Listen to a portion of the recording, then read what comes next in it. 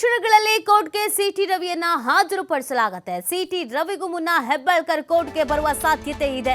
ಬೆಳಗಾವಿ 5ನೇ ಜೆಎಂಎಫ್ಸಿ ಕೋರ್ಟ್ನಲ್ಲಿ 164 ಅಡಿ ಹೇಳಿಕೆ ದಾಖಲು ಮಾಡಿಕೊಳ್ಳುವ ಸಾಧ್ಯತೆ ಇದೆ.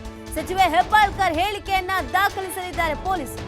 ಆ ಬಳಿಕ ಸಿಟಿ ರವಿಯನ್ನ ಕೋರ್ಟ್ಗೆ ಹಾಜರುಪಡಿಸಲಿದ್ದಾರೆ ಪೊಲೀಸರು. ಸೊ ಇದೀಗ ಹೈ ಡ್ರಾಮಾ ಕೊನೆಯ ಹಂತಕ್ಕೆ ಬರುವ ಎಲ್ಲ ಲಕ್ಷಣಗಳು.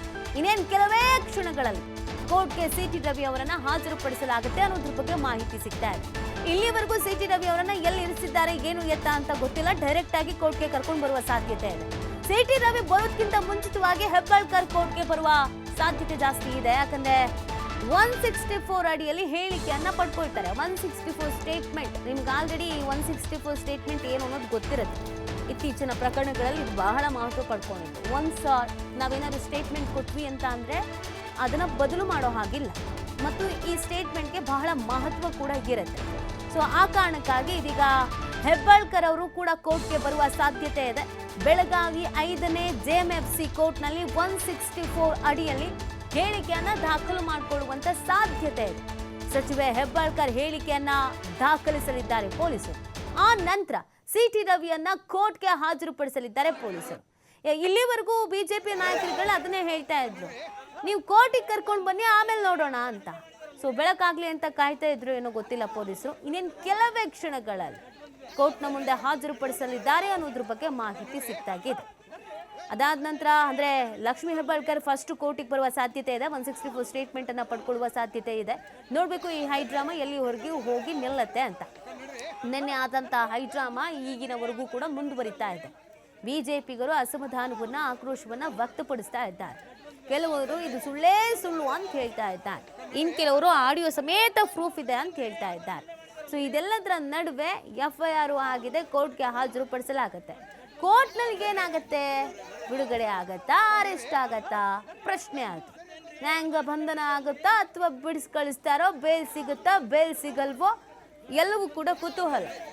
ಸೊ ಏನಾಗುತ್ತೆ ಅನ್ನೋದು ಸಹಜವಾಗಿ ಕುತೂಹಲಕ್ಕೆ ಕಾರಣವಾಗ್ತಾ ಇದೆ.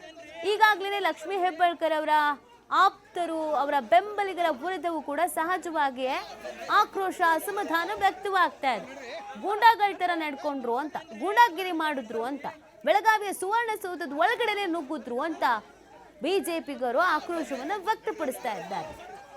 ಇನ್ನೊಂದು ಕಡೆಯಲ್ಲಿ ಒಬ್ಬ ಹೆಣ್ಣು ಮಗಳ ಬಗ್ಗೆ ಆ ರೀತಿಯಾಗಿ ಮಾತನಾಡಿದ್ದು ಸರಿನೇ ಇಲ್ಲ, ಯಾರೇ ಹಾಕಿದ್ರು ಶಿಕ್ಷೆ ಆಗಲೇಬೇಕು ಅನ್ನುವಂಥ ಆಗ್ರಹ ಕೂಡ ಹೆಚ್ಚಾಗ್ತಾ ಇದೆ.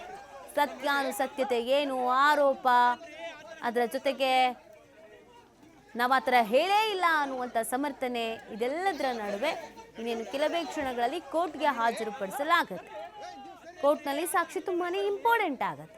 ಅದರ ನಡುವೆ ಸ್ಟೇಟ್ಮೆಂಟ್ಗಳು ಕೂಡ ತುಂಬಾನೇ ಇಂಪಾರ್ಟೆಂಟ್ ಆಗುತ್ತೆ. ಲಕ್ಷ್ಮೀ ಹೆಬ್ಬಾಳ್ಕರ್ ಅವರು ಮೊದಲಿಗೆ 164 ಅಡಿಯಲ್ಲಿ ಸ್ಟೇಟ್ಮೆಂಟ್ ಅನ್ನ ನೀಡಲಿದ್ದಾರೆ ಅನ್ನೋದು ಗೊತ್ತಾಗ್ತಾ ಇದೆ. ಪೊಲೀಸರು ಹೇಳಿಕೆಯನ್ನ ದಾಖಲು ಮಾಡ್ಕೊಳ್ತಾರೆ. ಅದಾದ ಮೇಲೆ ಸಿಟಿ ರವಿ ಅವರನ್ನು ಕೂಡ ಹಾಜರುಪಡಿಸಲಾಗುತ್ತೆ. ಮುಂದಿನ ಬೆಳವಣಿಗೆ ಬಗ್ಗೆ ಸಹಜವಾಗಿ ಕುತೂಹಲ ಇದೆ. ಬೆಳಗಾವಿ 5ನೇ ಜೆಎಂಎಫ್ಸಿ ಕೋರ್ಟ್ನಲ್ಲಿ 164 ಸ್ಟೇಟ್ಮೆಂಟ್ ಅನ್ನ ಪಡ್ಕೊಳ್ತಾರಲ್ಲ, ಅದಾದ ಮೇಲೆ ಸಿಟಿ ರವಿ ಅವರ ವಿಚಾರದಲ್ಲಿ ಏನಾಗುತ್ತೆ, ಏನು ಆದೇಶ ಬರುತ್ತೆ ಅನ್ನೋದು ಸದ್ಯದ ಪ್ರಶ್ನೆ.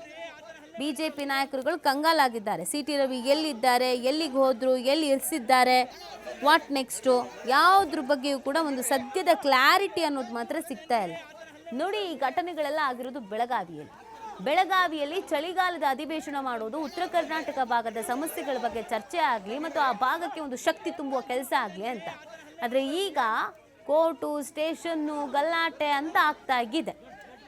ಬೆಳಗಾವಿಯ ಚಳಿಗಾಲದ ಅಧಿವೇಶನದಲ್ಲಿ ಹೀಗೆ ಯಾವತ್ತೂ ಆಗಿರಲಿಲ್ಲ ಅನ್ಸುತ್ತೆ. ಆದರೆ ಮೊಟ್ಟ ಮೊದಲ ಬಾರಿಗೆ ಈ ಕಿತ್ತಾಟ, ಬಡಿದಾಟದಿಂದ ಇಷ್ಟೆಲ್ಲ ಹೈ ಡ್ರಾಮಾ ಆಗಿದೆ. ಈ ಬಗ್ಗೆ ಮತ್ತಷ್ಟು ಮಾಹಿತಿಯನ್ನು ನೀಡ್ತಾರೆ ನಮ್ಮ ಪ್ರತಿನಿಧಿ ಶ್ರೀಧರ್, ಲೈವ್ ನಲ್ಲಿ ಜಾಯ್ನ್ ಆಗ್ತಾ ಇದ್ದಾರೆ. ಶ್ರೀಧರ್, ಎಷ್ಟೊತ್ತಿಗೆ ಕೋರ್ಟ್ಗೆ ಹಾಜರುಪಡಿಸುವಂತ ಸಾಧ್ಯತೆ ಇದೆ? ಸದ್ಯದ ಅಪ್ಡೇಟ್ಸ್ ಏನಿದೆ?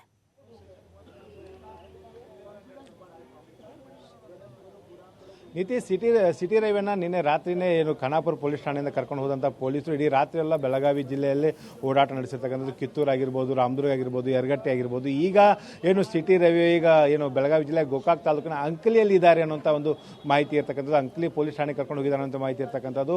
ಸಿಟಿ ರವಿಯನ್ನ ಬೆಳಗಾವಿಯ ಏನು JMFC 5ನೇ ನ್ಯಾಯಾಲಯದ ಮುಂದೆ ಹಾಜರುಪಡಿಸ್ತಾರೆ ಅನ್ನೋ ಮಾಹಿತಿ ಕೂಡ ಪೊಲೀಸರಿಂದ ಲಭ್ಯ ಆಗಿದೆ. ಯಾಕಂದ್ರೆ ಅದಕ್ಕೂ ಮುನ್ನ ಏನಂದ್ರೆ ನ್ಯಾಯಾಲಯದ ಮುಂದೆ ಏನಂದ್ರೆ ಅದಕ್ಕೂ ಮುನ್ನ ಸಚಿವ ಲಕ್ಷ್ಮೀ ಹೆಬ್ಬಾಳ್ಕರ್ ಅವರ 164 ಅಡಿ ಒಂದು ಏನು ಹೇಳಿಕೆಯನ್ನ ಪೊಲೀಸರು ದಾಖಲಿಸ್ತಾರೆ ಅನ್ನುವಂಥ ಮಾಹಿತಿ ಕೂಡ ಲಭ್ಯ ಆಗ್ತಾ ಇದೆ. ಒಂದು ವೇಳೆ ಯಾಕಂದ್ರೆ ಈ ಲೈಂಗಿಕ ಕಿರುಕುಳದ ಒಂದು ಆರೋಪ ಹಿನ್ನೆಲೆಯಲ್ಲಿ ಕೇಸ್ ದಾಖಲಾಗಿರ್ತಕ್ಕಂಥ ಹಿನ್ನೆಲೆಯಲ್ಲಿ ಈ ಒಂದು ಸಚಿವ ಲಕ್ಷ್ಮೀ ಹೆಬ್ಬಾಳ್ಕರ್ ಕೂಡ ಒಂದು 164 ಅಡಿ ಏನಂದ್ರೆ ಮ್ಯಾಜಿಸ್ಟ್ರೇಟ್ ಮುಂದೆ ಒಂದು ಏನು ಸ್ಟೇಟ್ಮೆಂಟ್ ಮಾಡಿಸುವಂಥ ಸಾಧ್ಯತೆ ಇರತಕ್ಕಂಥದ್ದು. ಅದಾದ ಬಳಿಕ ಸಿಟಿ ರವಿಯನ್ನ ಒಂದು ನ್ಯಾಯಾಲಯದ ಮುಂದೆ ಹಾಜರುಪಡಿಸ್ತಾರೆ ಅನ್ನೋಂಥ ಮಾಹಿತಿ ಇರ್ತಕ್ಕಂಥದ್ದು. ಮತ್ತೊಂದು ಕಡೆ ಏನಂದ್ರೆ ಸಿಟಿ ರವಿಯನ್ನ ಬೆಳಗಾವಿಯ ನ್ಯಾಯಾಲಯದ ಮುಂದೆ ಹಾಜರುಪಡಿಸಿದ್ರೆ ಆಗ ಬೇಲನ್ನು ಅಪ್ಲೈ ಮಾಡೋದಕ್ಕೆ ಅವ್ರ ಪರವಾಗಿರ್ತಕ್ಕಂಥ ವಕೀಲರು ಕೂಡ ಬಂದಿರತಕ್ಕಂಥದ್ದು.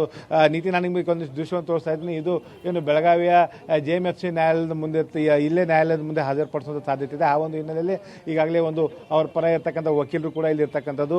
ಏನು ಸುಪ್ರೀಂ ಕೋರ್ಟ್ ವಕೀಲರಾಗಿರ್ತಕ್ಕಂಥ MB ಜಿರ್ಲಿ ಅವರು ಒಂದು ಬೇಲ್ ಅಪ್ಲಿಕೇಶನ್ ಹಾಕೋದಕ್ಕೆ ಬಂದಿದ್ದಾರೆ. ನಮ್ಮ ಜೊತೆ ಮಾತನಾಡೋಕ್ಕೆ ಸ್ವತಃ ಅವರೇ ಇದ್ದಾರೆ. ಸರ್, ಬೇಲ್ ಅಪ್ಲೈ ಮಾಡೋದಕ್ಕೆ ಅಂತ ತಯಾರು ಮಾಡ್ಕೊಂಡಿದ್ದಾರೆ ಸರ್? ಎಲ್ಲ ನಮ್ಮ ಲೀಗಲ್ ಟೀಮ್ನವರು ತಯಾರಿ ಮಾಡಿಕೊಂಡು ರೆಡಿ ಇಟ್ಕೊಂಡಿದ್ದಾರೆ ಸರ್. ಈವನ್ ಜಾಮೀನದವ್ರನ್ನೂ ರೆಡಿ ಇಟ್ಕೊಂಡಿದ್ದಾರೆ. ಬಟ್ ಯಾವುದೂ ಅಸ್ಪಷ್ಟವಾಗಿದೆ, ಯಾವುದೂ ನಿಖರವಾದಂಥ ಮಾಹಿತಿ ನಮಗೆ ಬರ್ತಾ ಇಲ್ಲ. ಆತಂಕ ಅಂತ ಹೇಳಿದ್ರೆ ನಿನ್ನೆ ರಾತ್ರಿಯೇ ಅವರನ್ನು ಅರೆಸ್ಟ್ ಮಾಡಿ 1 ತಾಸಿನಲ್ಲಿ ಅವರನ್ನು ಕೋರ್ಟಿಗೆ ಹಾಜರು ಮಾಡಬೇಕಾಗಿತ್ತು. ಫಿಸಿಕಲಿ ಬೆಂಗಳೂರಲ್ಲಿ ಹಾಜರು ಮಾಡದೇ ಇದ್ರೂ ಟ್ರಾನ್ಸಿಟರಿ ಇಲ್ಲಿ JMFC ಮುಂದೆ ಹಾಜರು ಮಾಡಿ ಅದಕ್ಕೆ ಒಂದು ಜುಡಿಷಿಯಲ್ ನೋಟಿಗೆ ತರಬೇಕಾಗಿತ್ತು. ಅದನ್ನೂ ಮಾಡಿಲ್ಲ. ಮತ್ತು ಡೆಪ್ಯೂಟಿ ಸ್ಪೀಕರ್ ಅವರ ಪರ್ಮಿಷನ್ನು ಕೊಟ್ಟಿದ್ದಾರೋ ಇಲ್ಲೋ ಅನ್ನೋದ್ರ ಬಗ್ಗೆ ಕ್ಲಾರಿಟಿ ಇಲ್ಲ. ಈ ಘಟನೆ ಅಲೇಜ್ ಮಾಡಿರುವಂಥದ್ದು ವಿಧಾನ ಪರಿಷತ್ತದಲ್ಲಿ ನಡೆದಿದೆ ಅಂತ ಹೇಳ್ತಾ ಇದ್ದಾರೆ. ಎಲ್ಲ ರೆಕಾರ್ಡೆಡ್ ಇರುತ್ತೆ, ಮಾತು ರೆಕಾರ್ಡೆಡ್ ಇರುತ್ತೆ, ವಿಜುವಲ್ಸ್ ಇರುತ್ತೆ, ಆಡಿಯೋ ಇರುತ್ತೆ. ಇಂಥ ಸಂದರ್ಭದಲ್ಲಿ ಈ ರೀತಿಯಾಗಿ ಅವರನ್ನು ಇಡೀ ರಾತ್ರಿ ಪೊಲೀಸರು ಒಂಥರ ಬೇರೆ ಬೇರೆ ಸ್ಥಳಗಳಲ್ಲಿ ಕರ್ಕೊಂಡೋಗಿ ಅವರಿಗೆ ಮಾನಸಿಕವಾಗಿ, ದೈಹಿಕವಾಗಿ ಈ ರೀತಿಯಾದಂಥ ಒಂದು ಹಿಂಸೆ ಕೊಡುವಂಥದ್ದೇನಿದೆಯಲ್ಲ, ಇದು ಒಳ್ಳೆಯದಲ್ಲ. ಯಾರೇ ಇರಲಿ ಕಾನೂನಿಗೆ ತಲೆಬಾಗಿ ಕಾನೂನಿನ ಚೌಕಟ್ಟಿನಲ್ಲಿ ಕೆಲಸ ಮಾಡಬೇಕು. ಅದರಿಂದ ನಮ್ಮ legal team we are preparing our self to face this particular situation. Sir, ಒಂದು ವೇಳೆ ಇಲ್ಲಿ ಬೇಲ್ ಪ್ರೊಡ್ಯೂಸ್ ಮಾಡಿದ್ರೆ ಬೇಲ್ ಸಿಗುತ್ತಾ ಅಥವಾ ಅವರಿಗೆ ಬೇಲ್ ಕೊಡಬೇಕು ಅಂತ ನಮ್ಮ ಬೇಡಿಕೆ ಇರುತ್ತೆ. See there should be some thorough investigation in the matter. ಯಾವುದೇ ಮಿಸ್ಯೂಸ್ ಆಗಬಾರ್ದು. ಒಂದು ವೇಳೆ ಆರೋಪಿ ಸತ್ಯವಾಗಿಯೂ ಆ ರೀತಿ ಹೇಳಿದ್ರೆ ಅದು ಇನ್ವೆಸ್ಟಿಗೇಷನ್ ಆಗಬೇಕು, ಹೇಳದೇ ಇದ್ರೂ ಇನ್ವೆಸ್ಟಿಗೇಷನ್ ಆಗಬೇಕು. ಮತ್ತೆ bail is a rule, arrest is an exception, supreme ಕೋರ್ಟ್ನವರೇ ಹೇಳಿದ್ದಾರೆ. ಆದ್ದರಿಂದ ಈ ರೀತಿಯಾದಂಥ ಒಂದು ಚಿಂತನೆಗಳು, thorough investigation, impartial investigation we insist. At the same time you should not take the law into your hand. Law and ಆರ್ಡರ್ಗೆ ಬಿಟ್ಟು ಬಿಡಬೇಕು. ಅವ್ರು ಮಾಡ್ತಾರೆ. ಆದರೆ the way in which the police are behaving since yesterday night, the way in which he has been taken physically, lifted him, taken to so many places, is unpardonable, not excusable.